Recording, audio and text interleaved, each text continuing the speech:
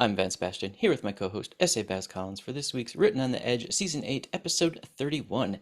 Last week this morning. Dun dun dun. It's just Baz and I sharing headlines and culture news that caught our attention during the week of July 9 through 15, plus nominating our wins for that week. Morning, Baz. Morning. I've often thought that maybe I should appropriate or bastardize the last week tonight scenario, if anything, just to catch John Oliver's attention. Well, don't get us in No, trouble. I just want to do like the little tiny bit at the end when it shows the logo and it flips, and then instead of saying tonight, I'll just put a Mm-hmm. big rubber stamp saying this morning. Do it. Do it. I think he would All appreciate that. right. Do you want to start us off? Actually, I Uh, want to start off with a saying. okay. As a very proud member of SAG-AFTRA, the Actors Union, I am here on this podcast because we do not release to theaters or television. I firmly believe in this strike. I support it wholeheartedly, and I want people to be aware of that. So I will be talking about it later this episode. But just to be clear, I want to apologize to our last guest, Juliet Kemp, for not being in her episode because at the day we recorded was the day the union went on strike, and at that point I still wasn't sure what my Nobody obligations knew were. what was what. So nobody, in that very first several hours, it was a little touch and go. So Juliet, I'm very sorry that I missed your episode, um, but I am back and here to talk about the news. Dun dun dun. All right. So Go. now that we've got SAG-AFTRA out of the way, what do you want about this week? Let's see. The Prime Minister of Greece, Kyriakos Mitsotakis, recently vowed to legalize same-sex marriage during an interview with Bloomberg. Same-sex marriage will happen at some point, and it's part of our strategy, he said. Greek society is much more ready and mature. Love it. It is known to be one of the most LGBTQ plus friendly countries in Europe. I'm very glad to see that they're making great strides forward, rights areas. A progressive think tank, Data for Progress, asked people in a poll whether they support the recent Supreme Court decision allowing businesses to discriminate against LGBTQ plus customers who are having same-sex weddings. 65% of the people said that a business should not be allowed to turn away clients based on race, religion, disability, or sexual orientation, even if business owners serving diverse people is against their personal beliefs. It's an unpopular opinion, folks. Get used to it. It is not the popularity vote. In another recent authoritarian book banning, Mississippi's new book banning law is resulting in public libraries denying minors access to Overdrive and Hoopla, two databases used for accessing ebooks or audiobooks. The law is ostensibly to keep children from accessing sexually oriented materials, but such laws are being used to make non-sexual LGBTQ plus themed content inaccessible to readers under the age of 18. So, welcome Nazi Party to Mississippi for your book banning. Uh, Hear that, Moms all of right. Liberty? Mm-hmm.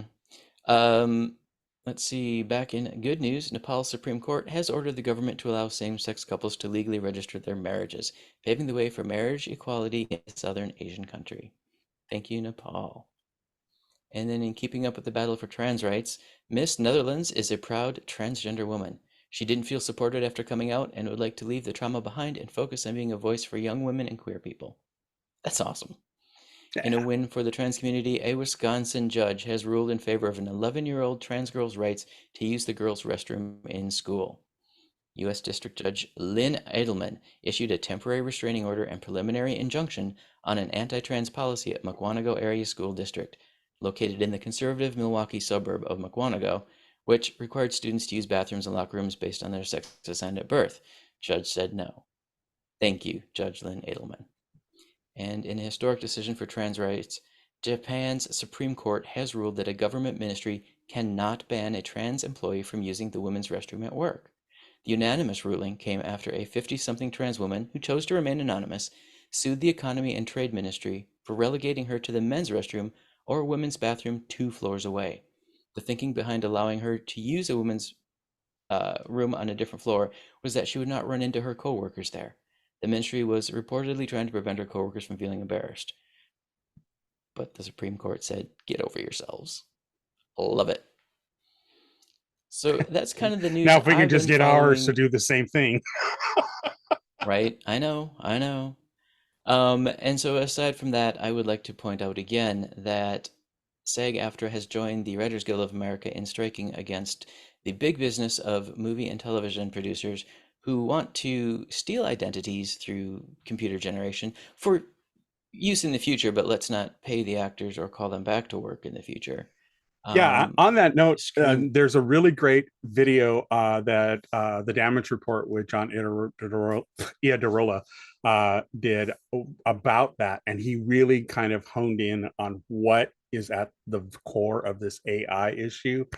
Mhm. I highly recommend people go check it out. I will put a link here so people can go and see that video. It's only 4 minutes long, Worth really it. quick, but it distills how vile this whole thing is. And I was Mhm. dead on. I'm not saying I called it, but I called it.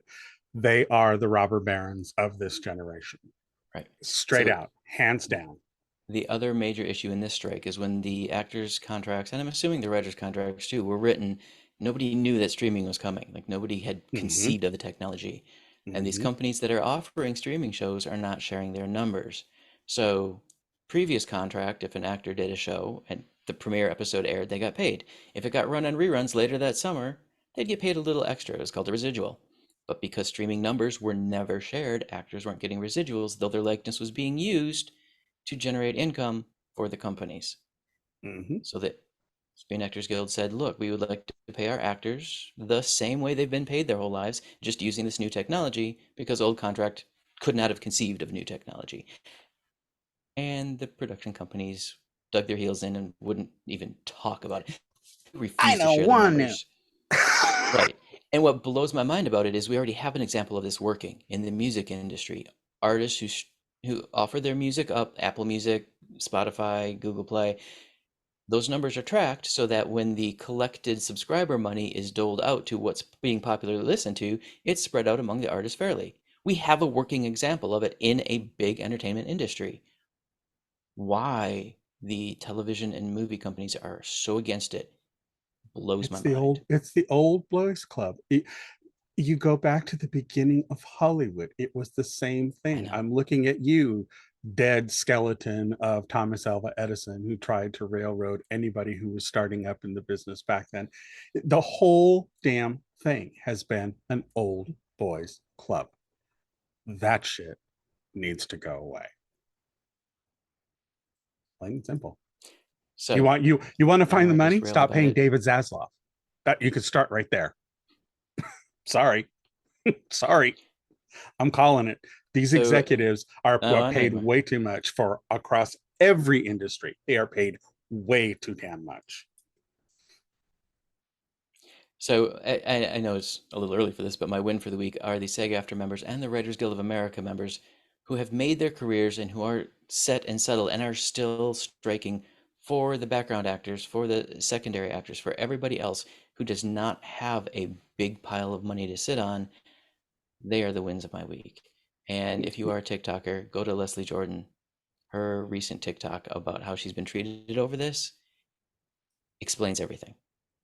Yeah, and there's several. I mean, Steve Schmidt, who is Yeah. a political guy, he had on his channel on YouTube, he explains that what the actors and the writers are fighting for is no different than any other labor producing industry.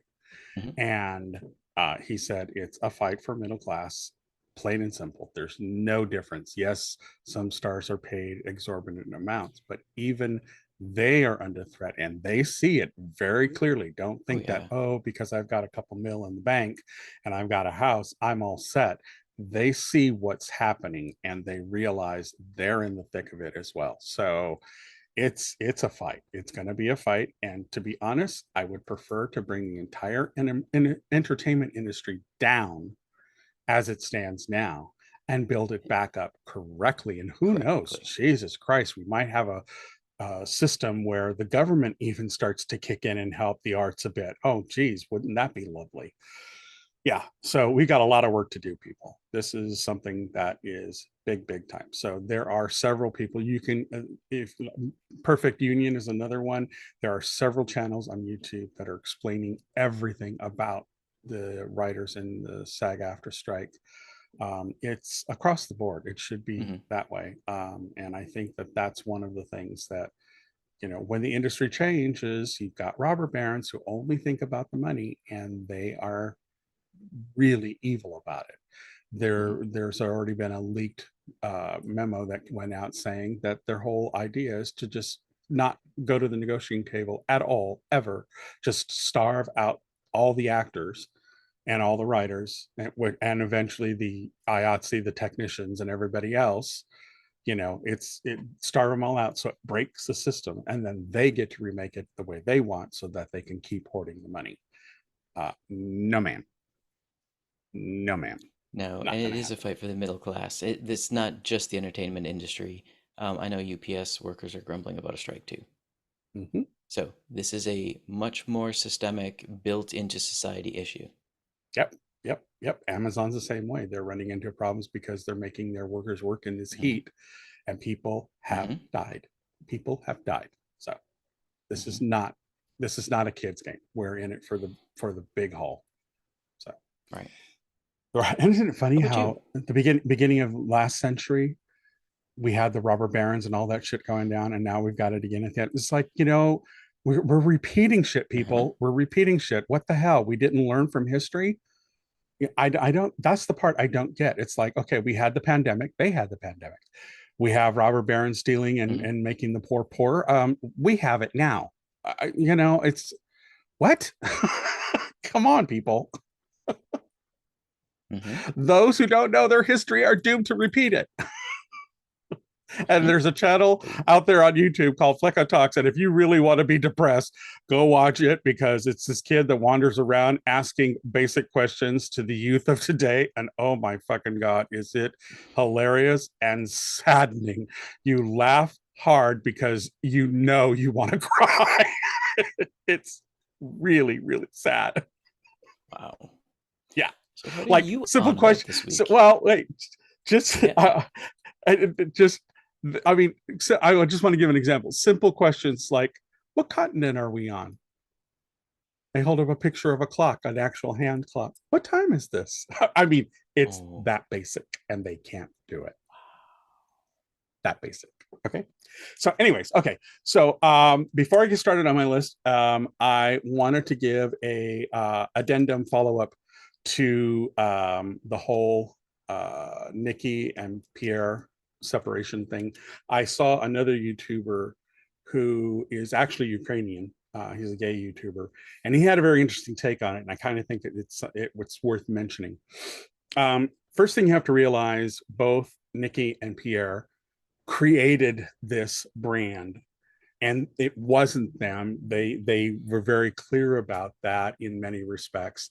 um, they have 13.5 and 13.7 million followers each, respectively, between them, and they have a huge following on YouTube. They have a huge following on TikTok. They were getting shitloads of money. We won't pretend that shit's going to hell in a handbasket for them. They're both monetarily set, probably for the rest of their lives. Hell, they owned a huge mansion in Los Angeles. Tells you everything you need to know. So they will be fine financially. They're going to be okay. They're going to sort their shit out. It seems like it's fairly amicable. So, there you go. The other point that they brought up was that there are gay YouTubers, and this is the part that I found was interesting that he said. He said that gay YouTubers are split into two camps: those who make queer content for queer audiences, and those who make content for straight women. And Nikki and Pierre's entire brand was built on being a very attractive, very fit, very engaging gay couple. But their entire fan base, well, I mean, there was a small percentage probably gay men, but their entire fan base was predominantly straight women. And so his comment was, the gays that make queer content don't seem to be falling into that sort of trap, because what they're doing is they're kind of vlogging their lives. They're talking about real issues, things that, whereas what Nikki and Pierre were doing was highly created. It was an embellished kind of thing. They did silly things, and to be honest with you, I think it really shows Nikki's immaturity by, and even when he said his breakup thing, he actually mentioned and said, I feel like my 20s are robbed. I'm like, bitch, you're barely 23, 24 right now, and you're saying your whole, you've lost yourself. Child, no, you built this, you knew what you were doing, you just realized you created a fantasy that doesn't exist, and it tore apart your own relationship. That's on you, honey. I'm sorry, but when you look at the other queer content creators, like I'll cite Tyler and Todd.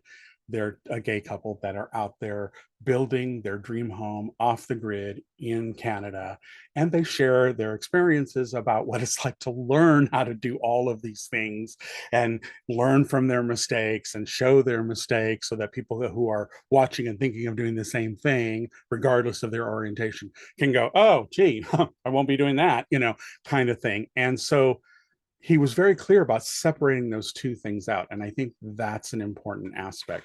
When you go into a venture, much like Vance and I, who are doing this, you have to be clear about what your goals are and what you really want to do with it. And I want to bring this as a word of advice from an older cat in the neighborhood, that when you decide to create content, really understand who your audience is, and then make sure that that wall is there between your personal lives and what you're doing online, and make it very clear that these are two very separate things, because that's the only way you're going to keep your sanity.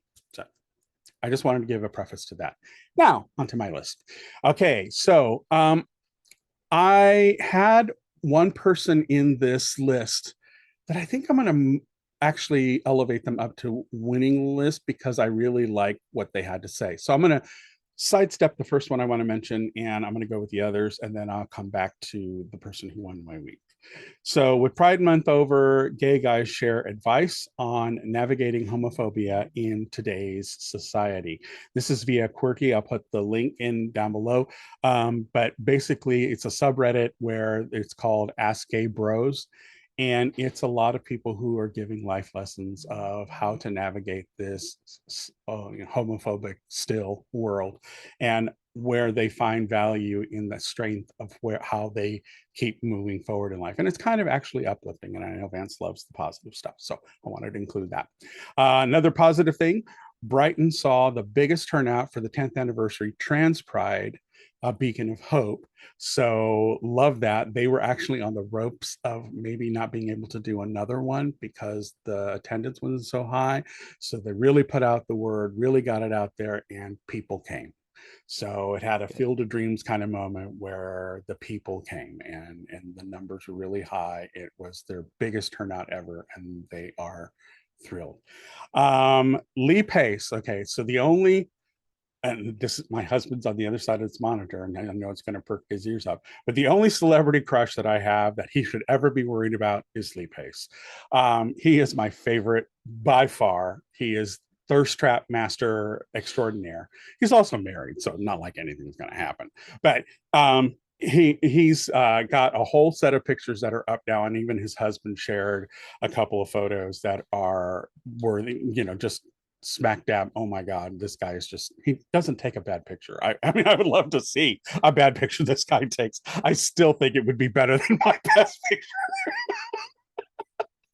All right, moving on. Troye Sivan has released his next single from his album that is due out in October. I love this boy. He is so unapologetically queer. And, he knows he's never going to be a huge arena kind of artist. So he's just going for the queer note and just really banging it out. I have to say, having taken my granddaughter to go see him, because she really loves him too, we had the best time at his concert. We really loved it. She was just enthralled that she was able to see him. So it's always going to be a special memory for me. I love that he's just doing the whole party atmosphere and saying, I'm young, I'm queer, I'm having fun with my friends and making new memories. And it's just a really good bop. So I highly recommend people check it out. The video is quite the thirst trap. Just giving you a heads up on that. Disney CEO Bob Iger, who I have an issue with him on some of the things, especially when he's talking about the writers and the SAG-AFTRA strike. It's like, I want to bitch slap him. But he is really pushing the buttons on Ron DeSatan. So, for that, I'll just say, I'll give him a pass on it and I'll say, go get him, let the mouse come out swinging. There is a new podcast that is available, and just to file under anybody has welcome at the table of podcasters. There is a new podcast out there that is exploring the magic and secret history of Fire Island, and it's called Finding Fire Island, which is all about stuff. And we had a recent guest who was on about Provincetown. So these are things that are really kind of interesting to know how it evolved and how it went on. So definitely should go check out Finding Fire Island. It is a new podcast. I think it's serialized, so it's going to have a beginning and end point. It's not an ongoing thing, but it's first I've heard of it, and it is now available. So wanted to put that out there. And then this, I want to file. Weird, had a hair in my mouth. This I want to file under. No one saw this coming. This wasn't on my bingo card. It appears that Marlon Brando, big buff Marlon Brando in the glory days, had a thing that was quite intense with Wally Cox. And if you ever saw Wally Cox, it would really give you a, what? You would be sitting your tea going, huh? Evidently, there was a thing between them. Girl, I did not see this coming. There's even a picture, you can Google search it. There is even a picture of Marlon Brando going down on Wally Cox. The shit exists. Now, I've heard that the picture is somewhat questionable, but that there's enough there that people go, oh no, that was it. And it was never denied whenever it was brought up around Marlon. So just take that for what you will. But I sure as hell, I used to see Wally Cox when he was on Hollywood Squares back in the day. He's this mealy-mouthed little nerdy guy with the horn-rimmed glasses, and I didn't see it. I didn't see it. I'm like, are you kidding me? But it got so weird that after Wally Cox died unexpectedly in the early 70s, his ashes he was cremated, and his ashes were kept by Marlon Brando in his house. And Marlon said he would talk to him all the time, and that sometimes he'd take him in the car with him. I'm like, girl, what? So instead of Stella from Streetcar Named Desire, it should be Wally. Who the fuck knew? That one blew my mind. I was like, I actually read the article twice to make sure I didn't find some satirical notation in there. Nope, it's real. It's real. That shit blew my mind. So now, on to my win of the week. And this is a positive thing, but it's in true legend fashion. Outspoken, quick with a quip, sometimes a little off-color quip, Charles Barkley actually came out swinging for the trans and queer community, especially over the Bud Light issue with Dylan Mulvaney. And he said, I'll actually bring up the quote. He said, if you're gay, bless you. If you're trans, bless you. If you have a problem with that, fuck you. Pretty much out there. Says he loves his gay fans, loves his transgender fans. He loves them. But if you don't, fuck you. Piss off. Nice. So, nice. I'm. You know what? You may have had your off-color moments, but I give you a solid pass on this one, boy. You did it right. So, he wins my week. Very nice. All right, folks, we're running a bit long, so all I will say is thank you for tuning in. Thank you for staying with us all these years. We're written on the edge. Our choking on our own tongue. Written on the Edge is produced by Rogue Ravens Media. For our disclaimers, links to social media, our listen stations, or to sign up as a guest, visit www.rotepodcast.com. If you enjoy learning about new artists or hearing thoughts on entertainment media, please like and subscribe so you get the alerts for new episodes. Like us on YouTube. Every single day we're getting a little bit closer to 500. We really appreciate it. It costs you nothing. And tune in next week for your queer media fix. Bye-bye.